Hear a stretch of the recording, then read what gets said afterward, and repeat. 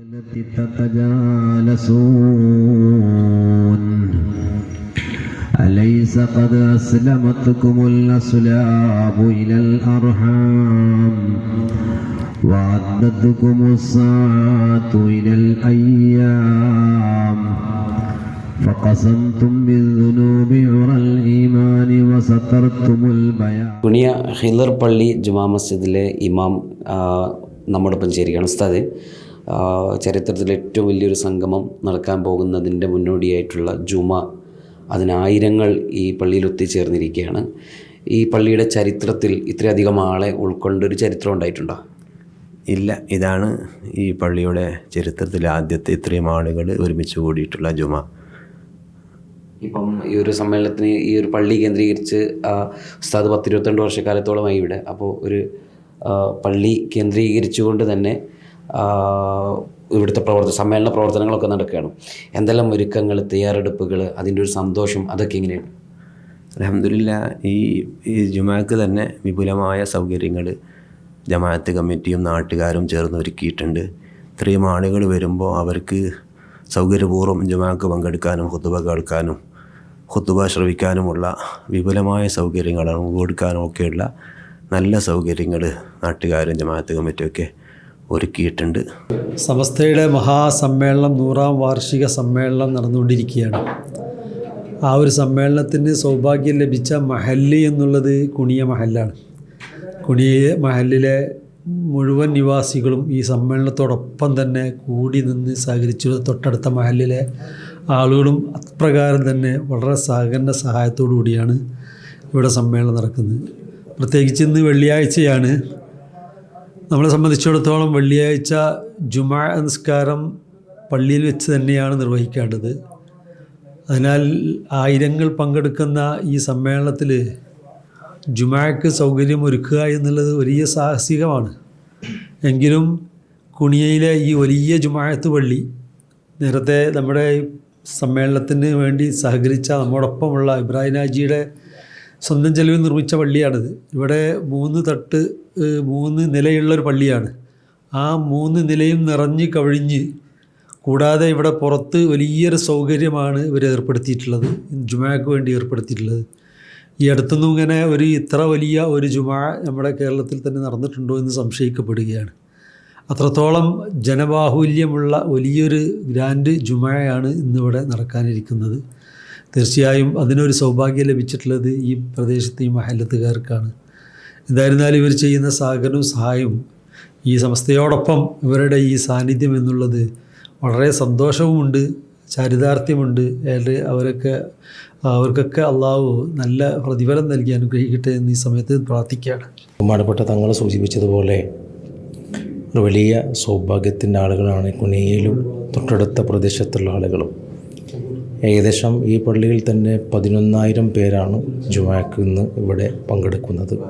തൊട്ടടുത്ത ചിരുമ്പ, അതുപോലെ തന്നെ തൊട്ടടുത്തുള്ള പ്രദേശങ്ങളിലെ പള്ളികളിലേക്ക് ഏകദേശം അതിനോടനുബന്ധിച്ച് തന്നെ ആളുകൾ അവിടെയൊക്കെ പങ്കെടുത്തിട്ടുണ്ട്. ഒരുപാട് ബസ്സുകളിലായിട്ടാണ് നമ്മുടെ പ്രിയപ്പെട്ട ആളുകളൊക്കെ വിവിധ സ്ഥലങ്ങളിലേക്ക് എത്തിച്ചിട്ടുള്ളത്.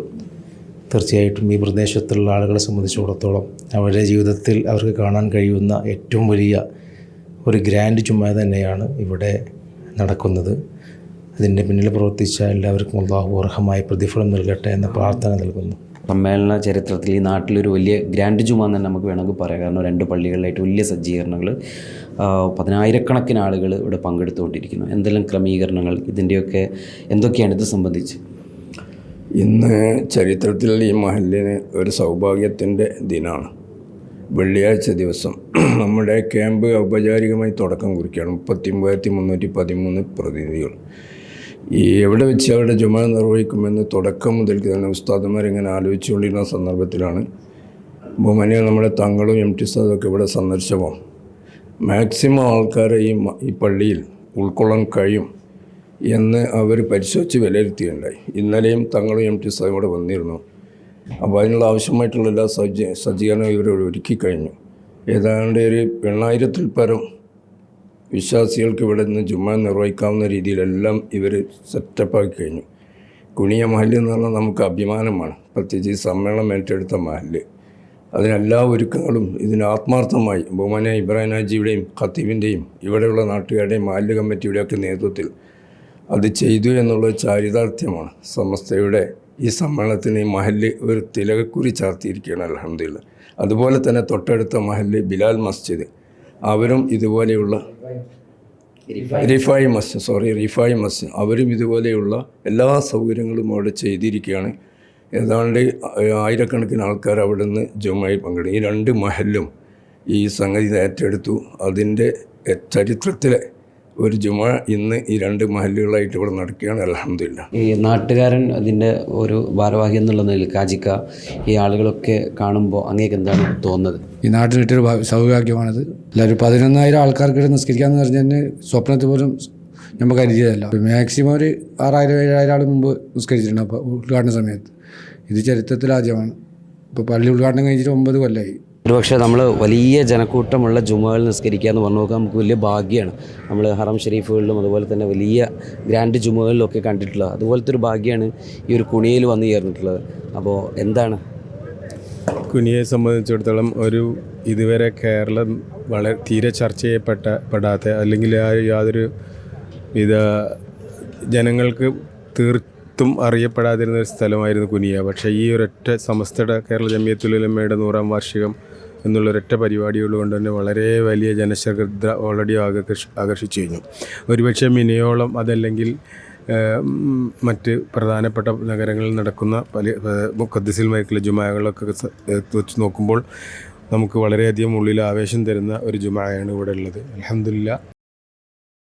ബിസ്മില്ലാഹിർ റഹ്മാനിർ റഹീം.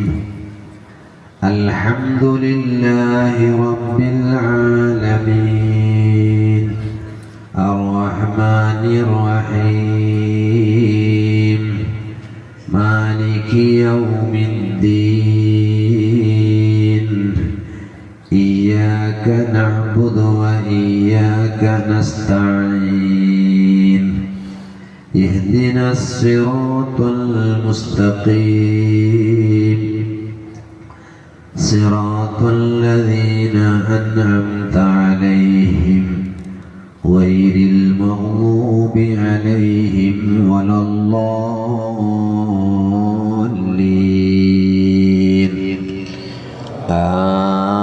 സമിഅല്ലാഹു ലിമൻ ഹമിദഹു.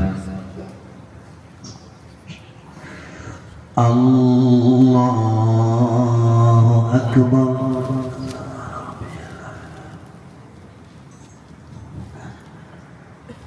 അല്ലാഹു അക്ബർ. അല്ലാഹു അക്ബർ.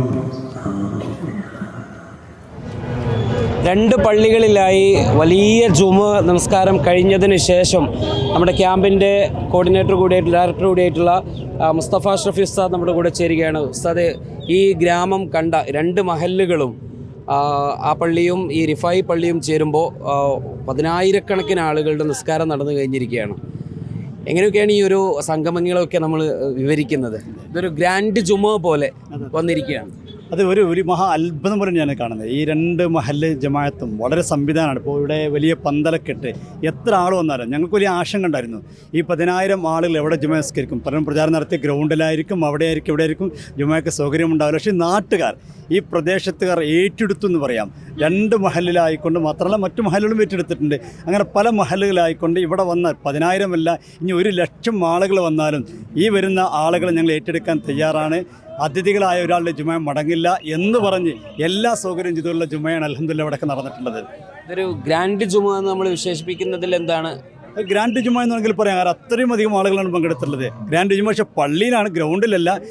എല്ലാവരും ഉൾപ്പെടുത്തിക്കൊണ്ട് വിശാലമായ ജുമയാണ് നടന്നിട്ടുള്ളത്.